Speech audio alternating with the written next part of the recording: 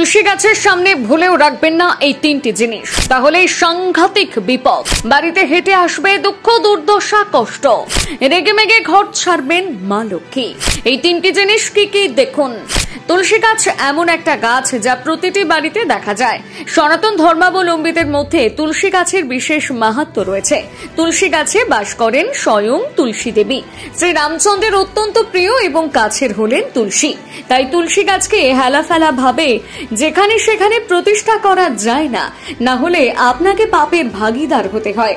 আর এই পাপের বোঝা কাঁধে পড়লে তা খণ্ডানো কারোর সাধ্য নেই।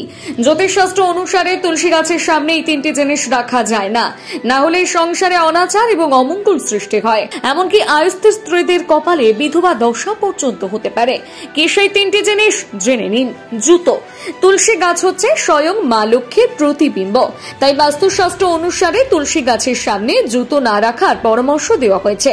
কারণ জুতো এমন একটা জিনিস যেটির স্থান থাকে পায়ে। জুতোর মধ্যে থাকে রাস্তার সমস্ত নোংরা আবর্জনা। তাই জুতোর স্থান সর্বদা ঘরের বাইরে। কিন্তু জুতোকে যদি আপনি তুলসী গাছের সামনে রাখেন, তাহলে স্বয়ং মা লক্ষ্মীকে এর দ্বারা আঘাত করা হয় এবং অপমান করা হয়। এতে করে মা লক্ষ্মী ক্রোধান্বিত হয়ে বাড়ি ছেড়ে বেরিয়ে যান। এর ফলে সংসারে অলক্ষ্মীর আগমন ঘটে। তাই ভুলেও তুলসী গাছের সামনে জুতো রাখবেন না। ঝাঁটা। কখনোই তুলসী গাছের সামনে ঝাঁটা রাখবেন না, কারণ মাথায় রাখবেন ঝাঁটা এমন একটা জিনিস যার দ্বারা বাড়ির সমস্ত ময়লা আবর্জনা বাড়ি থেকে দূর করে দেওয়া হয়। আর এই ঝাঁটাই যদি মা লক্ষ্মীর সামনে অর্থাৎ তুলসী গাছের সামনে রাখেন, তাহলে সংসারে নেতিবাচক শক্তির উদ্ভাবন ঘটে। এর ফলে সংসারে বিপুল পরিমাণ অর্থনৈতিক ক্ষতি হয়। তাই অবশ্যই এই কাজটি করা থেকে বিরত থাকুন। ময়লার স্তূপ। তুলসী গাছ এমন একটা গাছ যার দ্বারা সকল হিন্দুদের বাড়িতে শুভ শক্তির সূচনা ঘটে।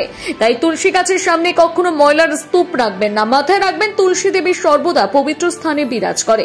তাই কোনো বাড়িতে তুলসী গাছ যদি অপরিষ্কার ময়লা আবর্জনা যুক্ত জায়গায় প্রতিষ্ঠা করা হয়, সেই বাড়িতে বিপদ আসবেই আসবে।